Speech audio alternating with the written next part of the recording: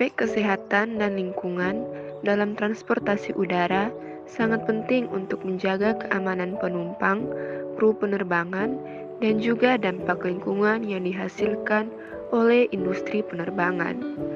Aspek casing dalam transportasi udara merujuk pada dampak yang dihasilkan oleh industri penerbangan terhadap lingkungan dan kesehatan manusia.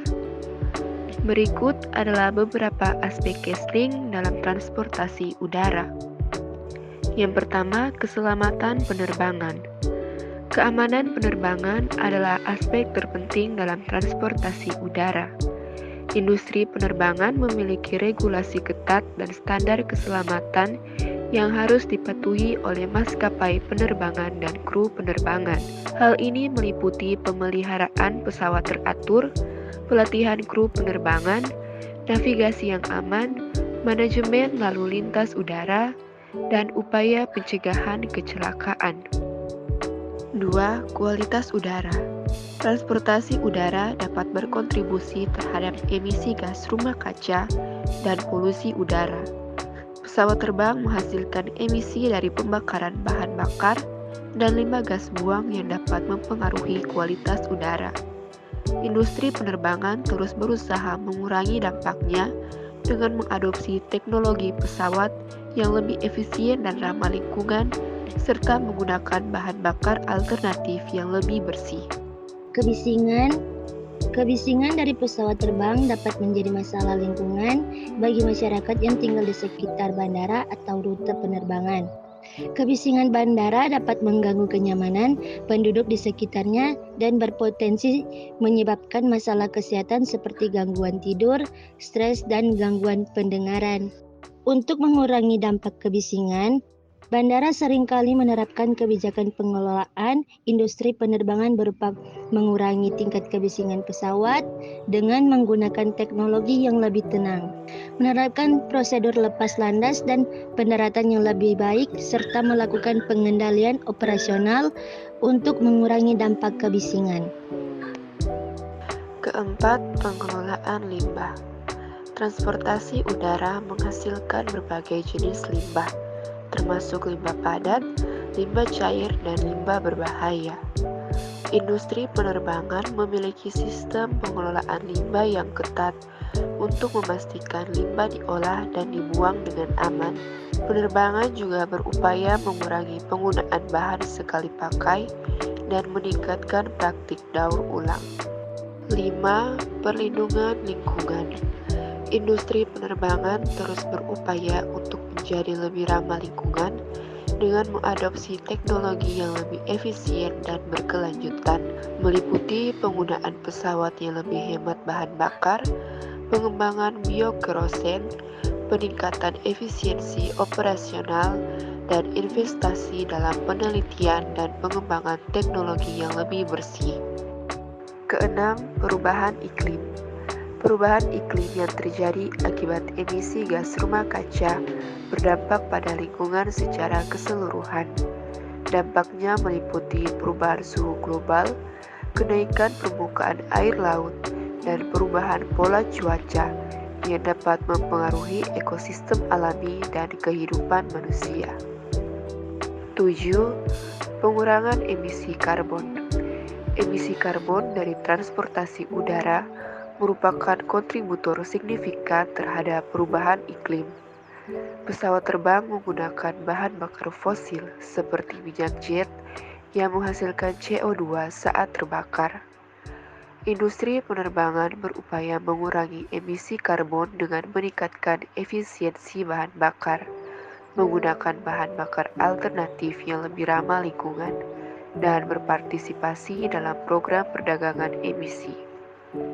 Selanjutnya, tujuan aspek casing dalam transportasi udara adalah sebagai berikut. Yang pertama, perlindungan lingkungan. Salah satu tujuan utama aspek casing adalah melindungi lingkungan alam dari dampak negatif yang dihasilkan oleh industri penerbangan.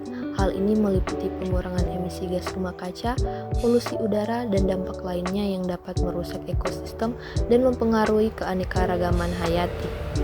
Yang kedua, pengurangan dampak perubahan iklim. Tujuan aspek Esling adalah mengurangi emisi CO2 dan gas lainnya agar dapat mengatasi perubahan iklim global melalui penggunaan bahan bakar yang lebih efisien, pengembangan bahan bakar alternatif, dan peningkatan teknologi pesawat. Diharapkan dapat mengurangi dampak penerbangan terhadap perubahan iklim. Yang ketiga, kesehatan masyarakat. Aspek Esling juga bertujuan untuk melindungi kesehatan masyarakat dari dampak negatif transportasi udara, seperti polusi udara dan kebisingan. Upaya yang dilakukan untuk mengurangi polusi udara yang dapat mempengaruhi kualitas udara lokal di sekitar bandara, serta untuk mengurangi kebisingan yang dapat menyebabkan gangguan tidur dan masalah kesehatan lainnya pada penduduk yang tinggal di dekat bandara. Yang keempat, pengelolaan lahan yang berkelanjutan. Tujuan aspek Esling dalam transportasi udara adalah untuk memastikan pengelolaan lahan yang efisien dan berkelanjutan. Pengelolaan yang baik akan menjaga keseimbangan ekosistem dan melindungi habitat satwa liar. Yang kelima, pengelolaan limbah yang tepat. Aspek Esling juga bertujuan untuk memastikan pengolahan limbah yang tepat dari industri penerbangan. Limbah padat, limbah cair, dan limbah berbahaya harus dikelola dengan benar untuk mencegah pencemaran tanah, air, dan udara. Pengolahan limbah yang efektif juga melibatkan pengurangan daur ulang dan penggunaan teknologi yang ramah lingkungan.